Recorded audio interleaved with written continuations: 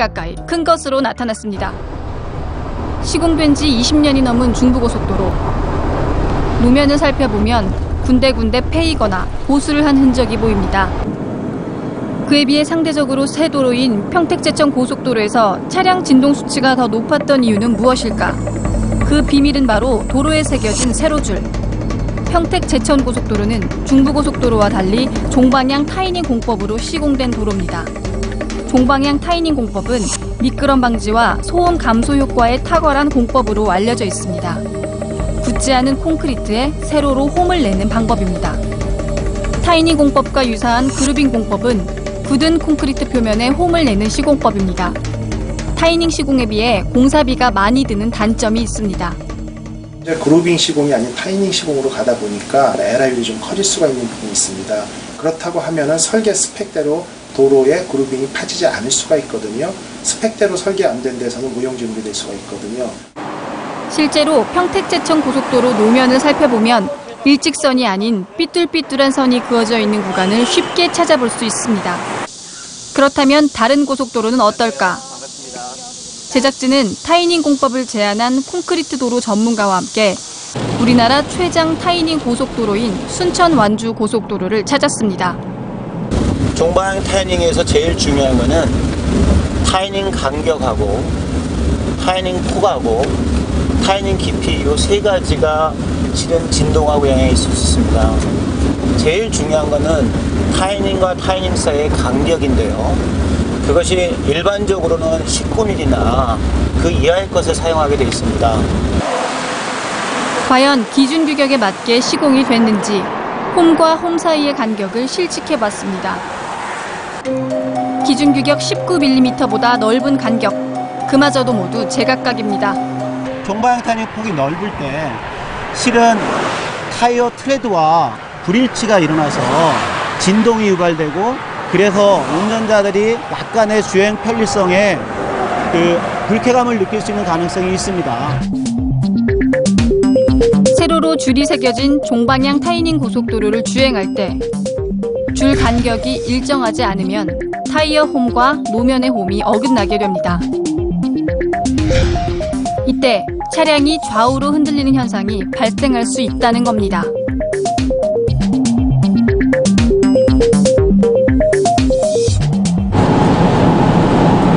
과연 운전자들이 이런 흔들리는 고속도로를 주행할 땐 어떤 상태가 될까?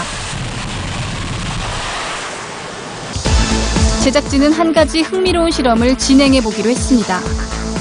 평택제천 고속도로에서 운전자가 받는 스트레스 정도를 측정해 보기로 했습니다. 4명의 운전자가 중부고속도로와 평택제천 고속도로를 주행해 봤습니다. 각각의 고속도로를 주행하기 직전 그리고 주행 완료 직후 타액을 채취했습니다. 타액 속에는 코티졸이라는 스트레스 호르몬이 있습니다. 과연 스트레스 호르몬 지수엔 어떤 변화가 있을지 분석을 의뢰했습니다. 주행 완료 후 코티졸의 농도 변화를 살펴보니 중부고속도로에선 스트레스가 감소된 반면 평택제천 고속도로는 더 높아졌습니다. 주행 중에 스트레스를 받았다는 증거입니다. 일시적으로 한두 번 받는 게 문제가 아니고요. 이것이 반복적으로 지속적으로 될 때 오히려 우리 몸에 부정적인 영향을 줄 수가 있기 때문에 불안할 수 있고 그러니까 훨씬 위험하는데 그 위험 부담이 따라가게 되죠. 그렇다면 운전자가 받는 스트레스는 얼마나 될까? 운전석 시트에 진동 센서를 장착, 운전자가 직접 받는 진동을 측정하기로 했습니다. 개인마다 다른 운전 습관에 따른 스트레스 편차를 최소화하기 위해 주행 전문가들이 직접 주행을 맡았습니다. 자동차 칼럼니스트 대덕대학 한장현 교수, 차량 시험 테스트 전문가 교통환경연구소 박경훈 팀장, 평균 주행 속도 105km로 중부고속도로 21.6km 구간, 평택제천 고속도로 20.1km 구간을 주행했습니다. 과연 운전석에서 느끼는 진동의 정도는 얼마나 될까?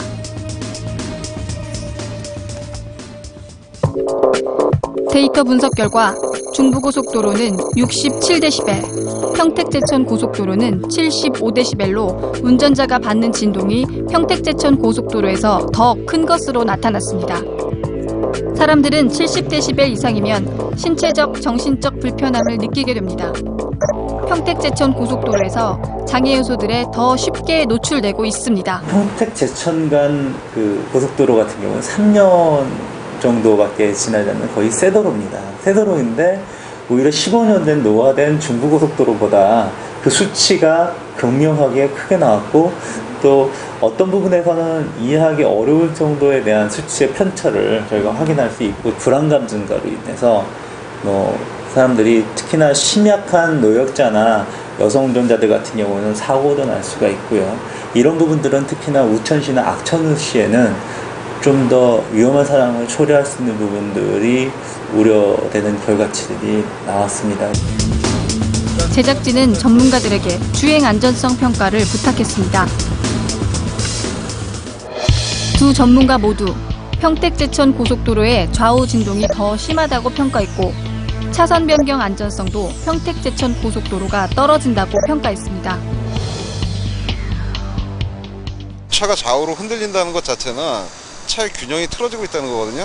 일단 균형 자체가 밸런스가 맞지 않는 상황이 되다 보니까 갑작스러운 상황에 닥쳤을 때는 그걸 대처하는 능력이 떨어지게 된다는 거죠. 일반적인 그 사람들의 상식적인 느낌 또는 감각으로 본다면은 확실히 피곤한 도로고 조금 불안함을 느낄 수 있는 도로다.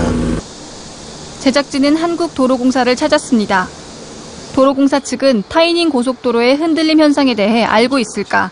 아시고 오신 바와 같이 이제 일부 구간, 일부 운전자에 의해서 이제 횡방향 떨림이 발생을 한다라는 지금 민원이 제기가 되고 있고, 이제 현재 그런 부분들에 대한 검토가 이루어지고 있는 상황이라고 보시면 됩니다. 순천안주 고속도로도 평택 제천 고속도로와 같은 방식으로 동방향 타이닝으로 건설이 됐습니다.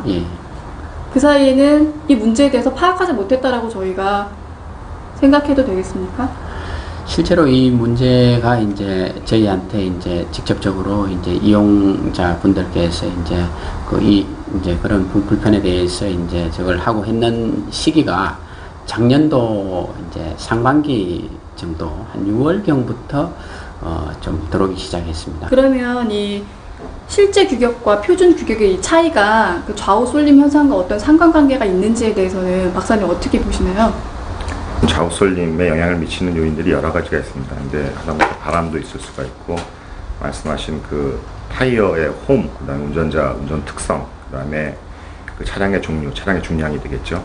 그다음에 이제 그 주간 거리 이런 것들이 종합적인 영향을 줄 수 있기 때문에 딱 이게 주원인이다. 그러니까 노면의 어떤 홈의 간격에 의해서 전반적으로 이런 게 발생했다 이렇게 결정을 내리기는 좀 어려운 측면이 있습니다만은 개연성은 어느 정도 있는 것으로 파악을 해서 현재 검토 중에 있습니다. 타이닝 공법을 도입하기 전 충분한 연구와 검토는 이뤄졌던 것일까? 고속도로를 시공하기 앞서 실시한 시험 주행 보고서를 전문가와 살펴봤습니다. 그런데 의심스러운 점이 발견됐습니다. 바로 평가 항목의 가중치입니다. 소음도의 가중치가 50%로 가장 높게 책정돼 있습니다.